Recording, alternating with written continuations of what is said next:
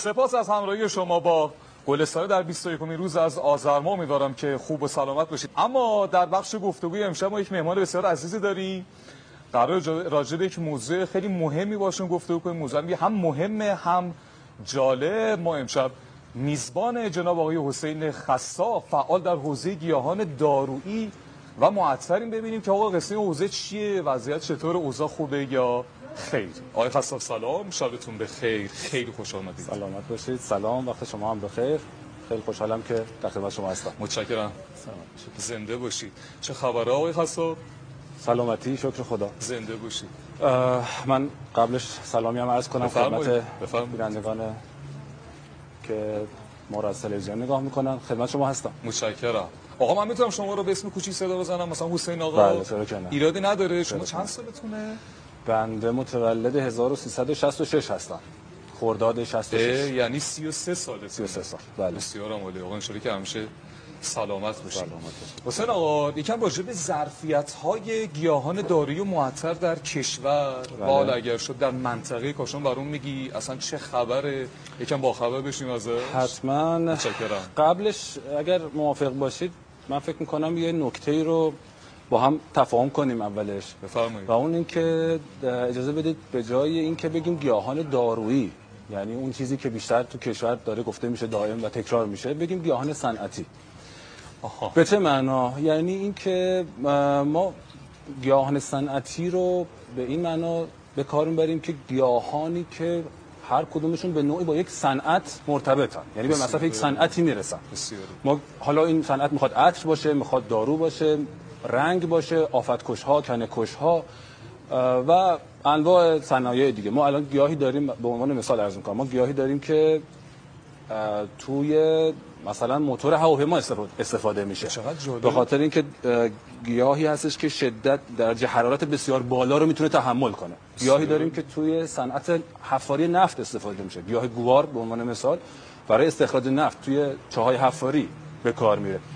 لذا وقتی میگیم گیاهان دارویی شاید به اشتباه تصور این بشه که گیاهی که حتما یه مصرف دارویی قراره در صنعت دارو فقط صرف حوزه دارویی داره استفاده میشه. اما وقتی میگیم گیاهان صنعتی منظور گیاهانی هستش که حالا به هر صنعتی ممکنه، در هر صنعتی ممکنه استفاده بشه. این رو پس اگر موافق باشید این رو تفاهم کنیم در مورد گیاهان صنعتی به تعبیر. بله. خیلی بهتره. بله، شاید به خاطر اینکه خب ما یه عقبه غنی و واقعا زیاد در طب ایرانی داشتیم و داریم. بله. بیشتر و جهتگیری عمده ما هم در ایران بیشتر صنعت دارو بوده، داروهای گیاهی. شاید به این خاطر خب تو کشور ما بیشتر بهش گفته میشه داروهای گیاهی، یعنی صنعت داروهای گیاهی، بخش گیاهان دارویی و همین اسم میشناسه. دقیقاً شاید به این علت بوده. اما خب میتونیم بگیم که منحصر به این بخش صرفا نیست و خیلی کاربردهای بسیار بسیار متنوعی داره که حالا ان شاء الله دمش صحبت کنیم. ظرفیت کاشان اوضاع چطوره؟ حسین آقا اوضاع خوبه؟ کاشان و ایران بسیار بالا. بسیار بالا. ما در اقلیم شناسی اگر بخوایم به لحاظ اقلیمی صحبت کنیم در دنیا 13 یا 14 اقلیم شناسایی شده کلا. بله. از این 13 یا 14 اقلیم ایران 11 یا 12 اقلیم رو به طور همزمان داره. یعنی چی؟ یعنی اینکه به جز نواحی قطبین و استوا که ما داراش نیستیم، تقریبا میتونیم بگیم همه اقلیم‌های دیگر رو کم و بیش در ایران به صورت همزمان داریم. این یعنی اینکه به عنوان مثال از تمام کشورهای اروپایی اقلیم‌هایی که ما در ایران داریم تعدادش و تنوعش از کل کشورهای قاره اروپا بیشتره و خب این یه ظرفیت بسیار بالایی هستش. این یعنی اینکه گونه‌های گیاهی خیلی متعدد و متنوعی رو ما میتونیم در ایران ببینیم. 8000 گونه گیاهی در ایران شناسایی شده. 8000 گونه گیاهی در ایران ما داریم که 8000 گونه گیاهی کلا شناسایی شده. عذرخواهی میکنم. از این 8000 تا 2300 تاش یه ماده مؤثری بالاخره دارن که توی صنعتی به کار میره. از این 8000 تا. از این 2300 تا ما خدمتتون عرضم که 1000 تا گونهش اندمیک ایرانه، یعنی انحصاری ایران هستش. و خب این یعنی اینکه یه ظرفیت بسیار بالا، یعنی یه نعمت خدادادی که نصیب ما هستش.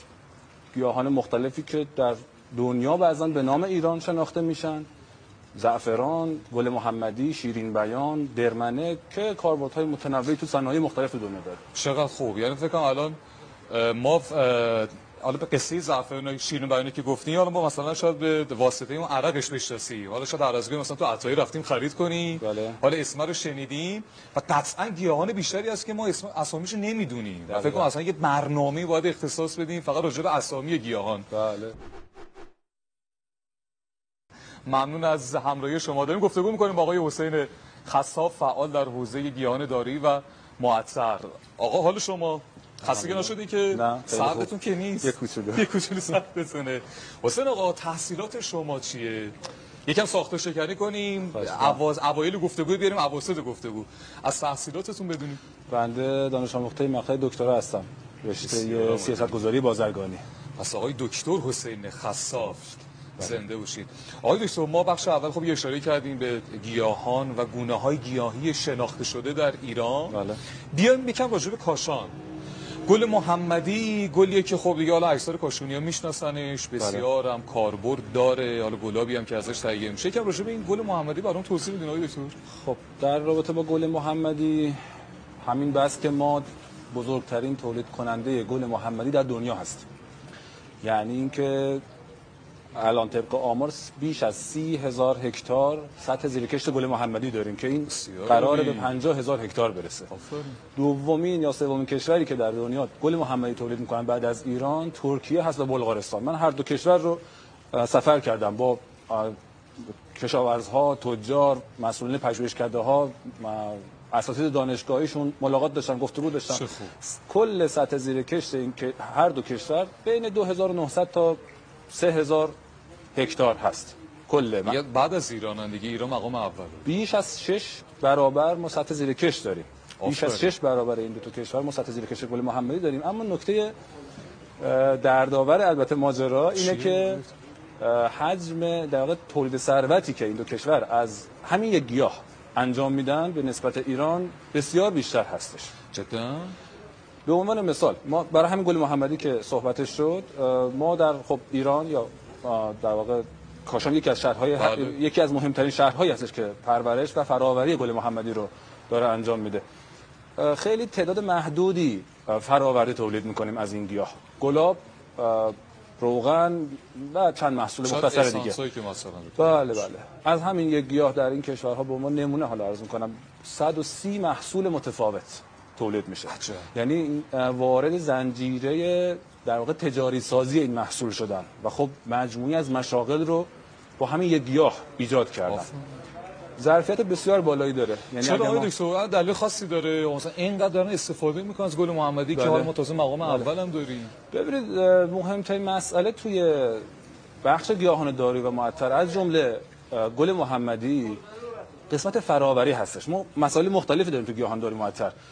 بذر خب مسائل خیلی جدی داریم، واقعا مسائل جدی داریم، من واردش نمیشم، خیلی تفصیلی میشه.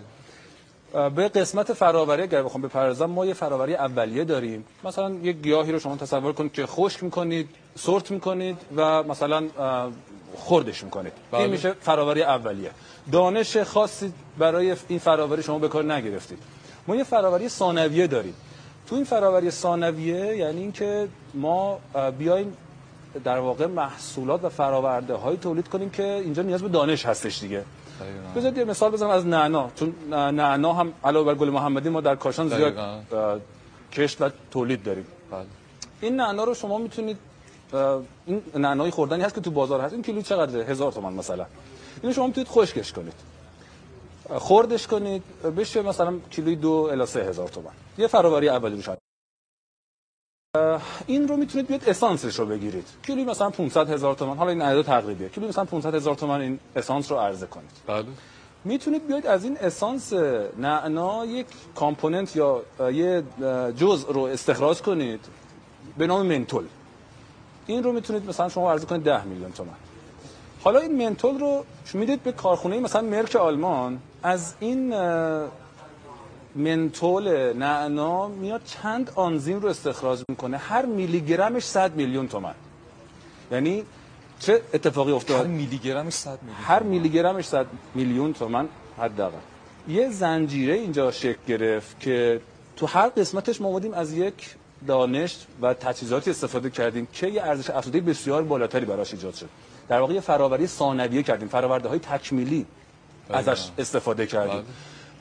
به قیمتی رسیدیم که از طلا و الماس هم بالاتر هستش. ما رو در مورد گل محمدی هم همین وضعیت رو داریم. یعنی ما بایستی به فراوری‌های ثانویه بپردازیم به جای اینکه به یک محصولات با سطح دانش و تکنولوژی خیلی معمولی بپردازیم. اینها رو باید در عین اینکه کسب و کارهای موجود رو حفظ می‌کنیم یه جهت‌گیری‌ها و در واقع رویکردهای جدید اتخاذ کنیم برای فراوری این محصولات. بسیار عالی. الان مثلا ما نیاز به افراد خاصی داریم آقای دکتر، یا اینکه خب نه مثلا یه سرمایه‌گذاری باید بشه؟ نه، ببینید مسئله اینه که ما عناصر مختلفی داریم تو بخش گیاهان داری و معطر ایران. بله. این عناصر هماهنگ و همراستا فعالیت نمی‌کنن. نقطه ورود ما هم حالا تو حوزه‌ای که ما به طور خاص در مجموعه ارامد داریم فعالیت می‌کنیم، همین قسمت در واقع تاکید بر تجاری سازی گیاهان داری و معطر هستش. یعنی ایده ها و کارها و فعالیت هایی که بیایم روی تجاری سازی این محصول تمرکز کنیم، البته با حالا رویکردی که ما به طور خاص دنبال می‌کنیم یک خلأ و مسئله جدی شناسایی کردیم و اون عرضه این محصولات، عرضه این فرآورده‌های بخش گیاهان داری معطر به حوزه بین‌الملل هستش، به بازارهای صادراتی و بازارهای بین‌المللی کشورهای خارجی هستش که ما همین محصولاتی که داریم خوب عرضه نمیشه. لذا این جنبندی این بود که بیایم روی این نقطه تمرکز کنیم و یک پل صادراتی بشیم برای شرکت‌هایی که می‌خواهند محصولاتشون رو به بازارهای بین‌المللی عرضه کنن و مجموع خدمات و نیازهایی دارن در حوزه بین‌الملل. این به صورت اجمالی پس این به نوعی آیدش یکی از چالش‌های ماست. بله. یعنی باز هم این نتیجه میرسه که آقا کی داره راه خودشون میره دیگه. اینجوری بیان مثلا متحد بشن، دانشش خودشون بذارن، به اشتراک بذارن و کمک کنن، قطعا اتفاقات بزرگتر و مهمتری میفته. آقای دکتر.